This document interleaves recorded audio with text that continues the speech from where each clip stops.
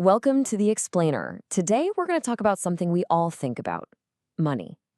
And maybe more importantly, happiness. We're going to dive into some really powerful ideas from Morgan Housel's The Art of Spending Money that might just change how you see both. So let's kick things off with this quote from the book. It really gets to the core question, right? Why doesn't getting what we want always make us happy? I mean, it should, shouldn't it? But as Housel points out, it's way more complicated than that. So, to get a handle on this happiness paradox, let's start with a story. Okay, so get this. There's a woman who gets LASIK surgery, something she's wanted for years, right? Perfect vision. But instead of being thrilled, she's miserable, totally crushed. And you know why? She figured out she didn't just want better eyesight. What she really needed was the love and respect she thought getting rid of her glasses would finally bring her. She got exactly what she wanted, but completely missed what she needed. And that right there, that's the whole point. Nothing's worse than getting what you want, but not what you need. This huge gap between our wants and our needs, that's where so much of our messy relationship with money and success comes from. All right, so if just getting what we want isn't the answer, what are we doing wrong? What are these traps we all seem to fall into when we're chasing what we think is going to make us happy? Housel tells this great story from back when he was a valet. This guy pulls up and starts bragging about spending $21,000 on an armchair. But here's the kicker. He didn't even seem to love the chair. He just told the valet, when you have money, this is what you're supposed to do. He wasn't buying furniture. He was playing a status game. And that just makes you stop and ask, right? What do you really want from your money? Are you just looking for attention, or is there something deeper? The book argues that what we're all really craving is respect and admiration. And we make this huge mistake of thinking that buying expensive stuff is the only way to get it. This brings up a really powerful idea: the difference between resume virtues and eulogy virtues. Think about it. Resume virtues, that's your job title, your salary, the fancy car you drive. It's all the external stuff. But eulogy virtues, that's what people actually say about you at your funeral: your kindness, your integrity, your sense of humor. And when we're just chasing status, we're often pumping up our resume at the total expense of our eulogy.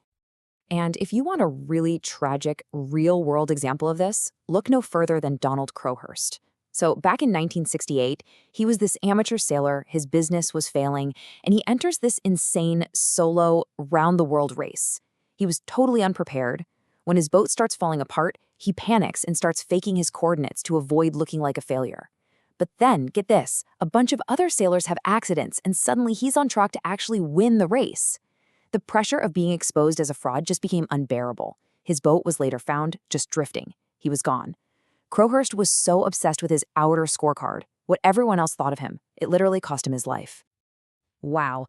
So Crowhurst's story really sets the stage for a super important distinction that could completely change how you think about your finances. And that's the difference between being rich and being wealthy. Let's talk about the Vanderbilts. I mean, these guys were one of the richest families like ever. They had a fortune worth around $300 billion in today's money. $300 billion. And yet, within just a few generations, it was basically all gone. Why? Because they weren't building a life. They were just obsessed with outspending each other. It was just one big expensive game. And don't just take my word for it. William Vanderbilt himself said their money wasn't a gift, it was a handicap, a psychological burden. Think about that. Their money ended up controlling them.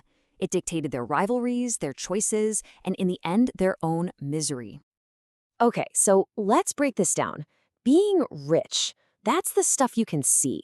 It's a high income, it's the ability to buy expensive things, it's flashy, it's tangible, it's a big number in your bank account.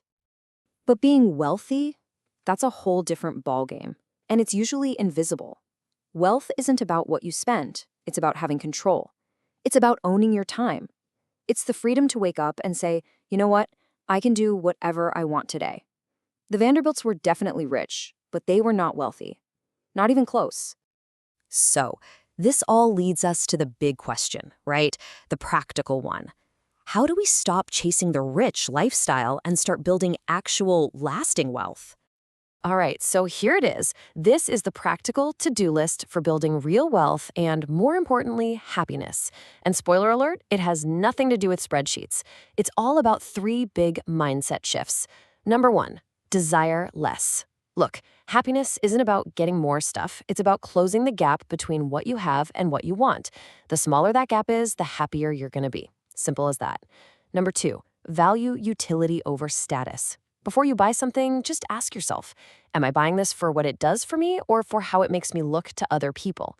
Choose function over a fancy logo every time. And number 3, master your inner scorecard. Stop trying to impress strangers. Focus on what makes you authentically proud of yourself. That's the only game worth winning. Okay, to bring this all home, let's finish with this perfect little story from the book that ties everything together beautifully. So picture this. An American businessman, total resume virtues kind of guy, is on vacation in Mexico. And he sees this local fisherman who just works for a few hours, catches a couple of fish, and then just calls it a day. The businessman is completely baffled. So he asks the fisherman, what do you do with the rest of your day? And the fisherman describes this amazing, simple life. He sleeps in, hangs out with his family, reads, takes a nap, plays guitar with his buddies. By our new definition, this guy is incredibly wealthy, right? He has total control over his time. Well, the businessman just can't stand it. He launches into this whole 10-year plan for the fisherman. You should work all day, buy more boats, hire a crew, build an empire, he says. You could retire a millionaire. And then the fisherman asks the perfect question. And what would I do then when I retire? The businessman puffs out his chest and says, well, then you could do whatever you want. You could sleep late, hang out with your family, read, take naps, and play guitar with your friends. You see where this is going? He just described the exact life the fisherman was already living. And that's really the question for all of us, isn't it? And what would you do then? We spend so much of our lives grinding away, chasing some future reward. But what if the best parts of that reward are already right here, within our reach? What if a truly rich life has nothing to do with what you can buy and everything to do with recognizing the wealth you already have? Something to think about.